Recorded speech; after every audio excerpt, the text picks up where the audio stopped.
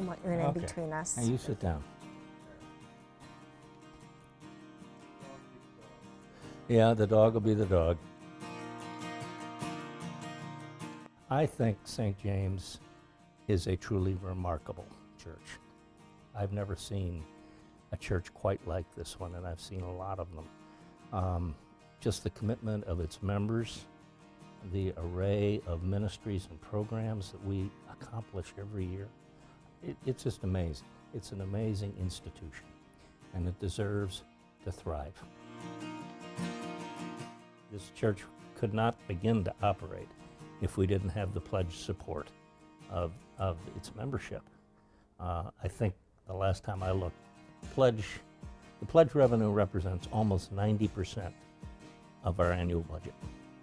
I think it's such a community of people that's, as far as I'm concerned, really value each other and value the programming. And as a result, there's a commitment, I feel, that people have to this church. And I think some of that just comes from just being around, just being here on a regular basis. When I was on the vestry, and Mimi had the same experience, I can't tell you the number of people that would come up to me and said, well, God will provide.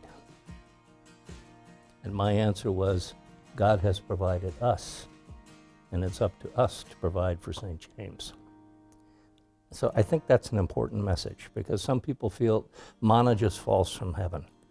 And it doesn't. It comes from us. It comes from the ground up. People have perceptions, and sometimes those perceptions aren't accurate. We're blessed to have an endowment, but the endowment doesn't come close to covering the operating expenses of this church. By my reckoning, we'd have to add $80 million to the endowment now to even come close to cover the operating costs of St. James. But there's this perception that we have money in the bank. Why do you need our money? We need everybody's support. I had a very difficult year last year, health-wise, and I was really in the tank for a long time. And I can't tell you what the support of St. James meant to me personally, and to Mimi. I mean, between the clergy and our so many friends here who kept reaching out to us, I never felt disconnected. So reconnecting is a joy, because we're able to see so many friends that, we've been in touch with on email or phone calls or visits at the hospital. So I never felt disconnected. If anything, I felt more connected because of the outreach and the prayers that I got.